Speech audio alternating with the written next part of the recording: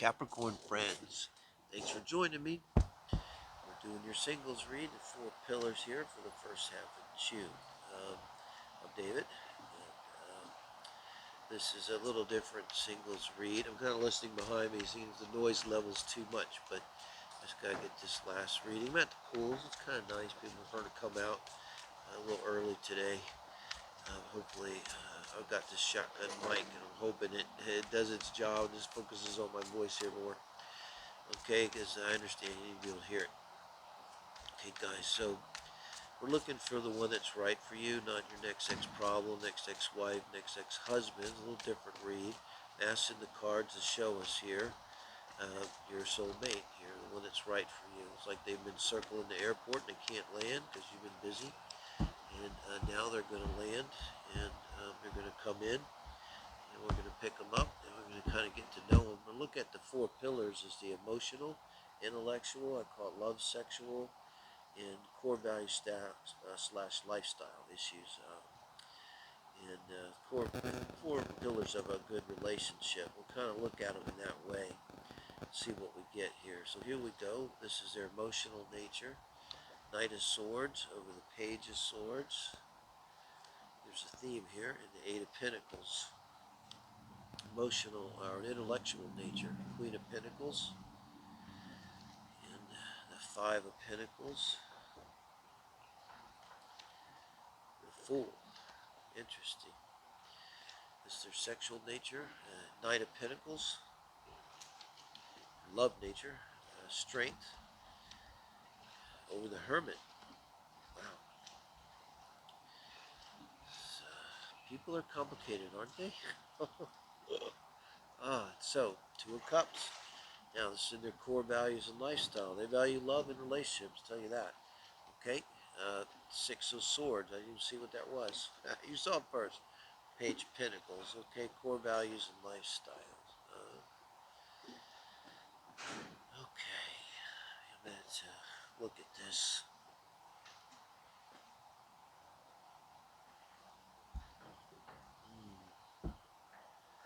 So, I'll start with the emotional side. Good news. First thing I always look at, they had a decent childhood, so it's fairly rare. But that carries a lot with it, Typically with that, people come into life a little more put together. You hit the ground running. You just got to get through school and go out and get into your life. Makes it a little bit easier. But boy, I look for the moon here. This is your emotions, unconscious. There's a deep unconscious in the 8 of Pentacles. The consciousness, I look for Sun and Mercury, particularly Mercury here, and their consciousness, conscious self here, intellect. We definitely got some kind of air moon going on here. And Gemini comes to mind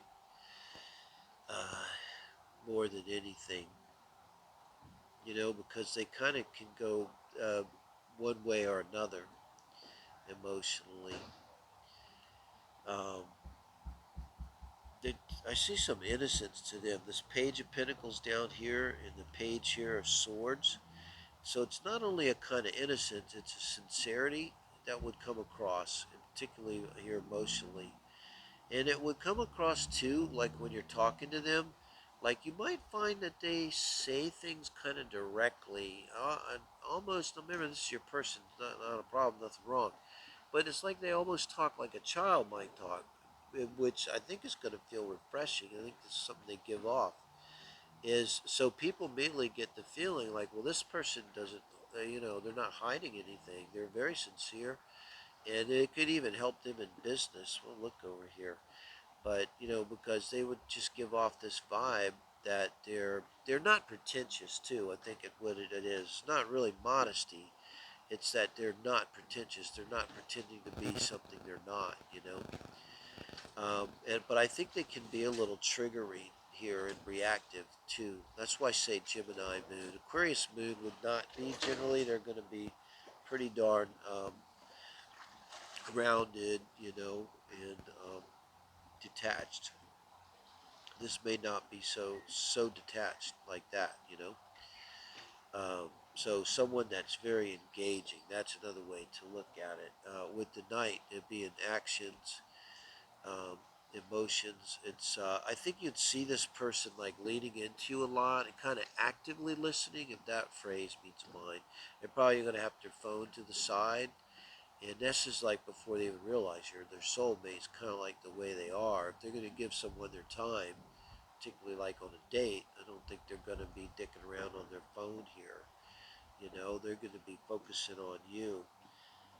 Uh, it's not really jiving with work yet. I don't know what I'm seeing here, but you know, with this Eight of Pentacles in the core, it's like they feel. I wonder if there's not a Sun in conjunct Moon in their natal chart. That little green dotted line you might see.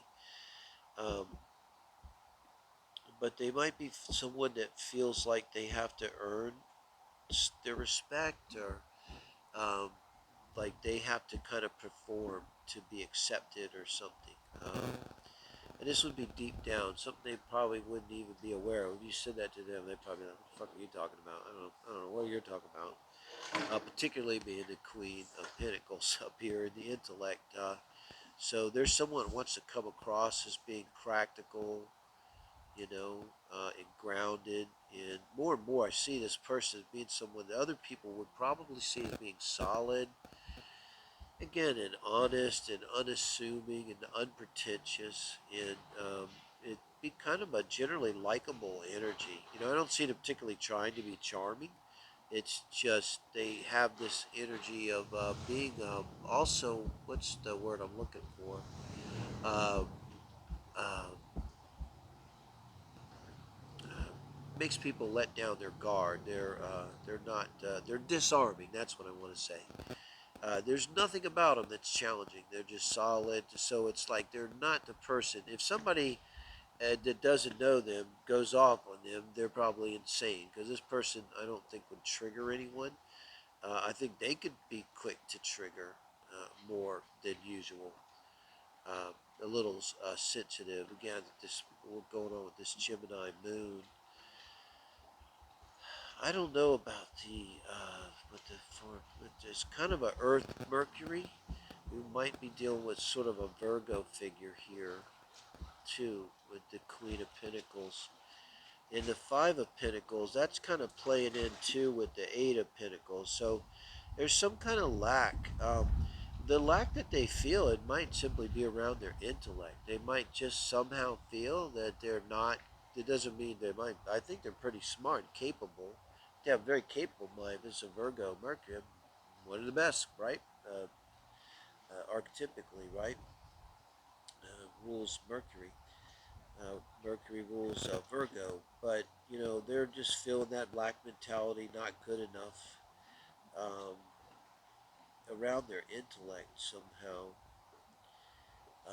They must have a reason for it. They may tell you a story about that, how they're challenged or something. I don't see like any kind of learning disability or anything. I think with the Fool, they have an ability to make a leap. You know, with just the Fool, I always think of a Sagittarius Mercury. Very different from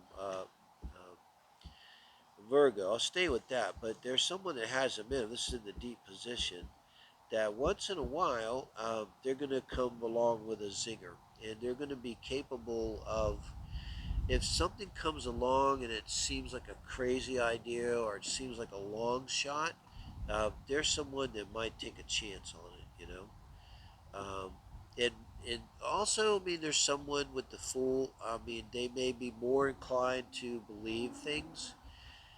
I don't really want to say in the way of being a sucker, but you know, they may like the esoteric world. They might like to watch Finding Bigfoot and that guy going squatchy all the time, or they might just there's a certain ability to be open-minded, and like I like to say, not really as a joke, that it's more important to me if something's interesting than if it's true. And that's almost literally true. A little bit of like with that, you know.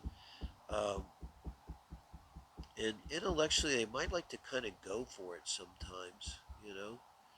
Um, that could be why they're a little bit insecure, because that might bomb. Like that could be stepping out as you're talking and just kind of getting out of their depth or going off on a tangent. Boy, it does sound like a Sagittarius Mercury more and more, but maybe they have their Virgo Mercury in the ninth house or something. So it's like being risky, intellectually. If they were a professor, it's writing papers that they know are going to bring flack and controversy, but they do it anyway. But then they got to deal with the flack and controversy. I'm not necessarily saying they're a professor, but it could be that as much as anything. I'm not seeing much away of a career over here. Skipping their sexual nature, in their, core values. I think a core value for them, again, we see the sincerity is honesty is a core value. Lie to them and you're done. Anyone, okay? But they approach everyone probably with a lot of love with this Two of Cups, and so that means a lot to them. And they probably like being seen. They might have a seventh house sun going on here or something too, because they're all about relationships. They might, this could be someone with a seventh house sun. The way you see yourself is only through your partner's eyes. It's like the sun's on your back and you just have no light, to see yourself. So you have to ask your partner kind of what you look like, that kind of energy. And I think that what they do with the Six of Swords, they have a good instinct for moving away from trouble. So they probably won't be telling you stories about Jerry Springer nonsense, love life, anything. They're probably pretty good at like avoiding obvious nonsense, and with swords being thoughts too. Kind of goes back to the Queen of Swords and the Five of Pentacles and the Fool. Um, uh, it's like they could be quick to jump on and quick to jump off of something. And with the Page of Pentacles, it's just that sincerity, and they would kind of value that more than anything else. And there's also, like, in terms of a house, they're going to want a stability. They will want not necessarily a marriage, white picket fence, but they're going to want that sense of having a solid. There's not going to be a problem with you, but it's what they look for, a solid connection here. Yeah, this could be someone that doesn't have much of a work life. Maybe they're a housewife or a house husband or some kind of entrepreneur or something. I just don't see that as being prominent. And I kind of get the sense, just in general, that they're going to be pretty open, like, to how you want it. They're going to value honesty above all else, and they're going to value love. Like, you've got to be loyal to them, and that's it. It's like, and they're one woman man, one man woman, absolutely. So they're going to want you to be the same. Back to men. It's not going to be a problem given the situation here that you're soulmates. But they will appreciate that with you, because they'll walk away from that shit too, like that. If someone lies to them, if someone's not there for them emotionally, they're, you know, ghosting them or not there, gone. That's over for them. I don't think they're going to play it for a minute. Now, sexually, we could be looking at a Virgo Mercury here, which could put them into Leo, which could put them into Libra very easily. In Leo, we'd have to go all the way back. Um, and you have the Strength card, the obvious Leo card, and then you got the Virgo card down here in love. There's the implication, it could be a Virgo Mars. And, I'd have to go with a Leo Venus, and that would work with the Virgo Mercury. I don't know on the Sun. I think it could be a Virgo Sun. But then you have a Virgo Sun with a Virgo Mercury, a Leo Venus here, in a Virgo Mars.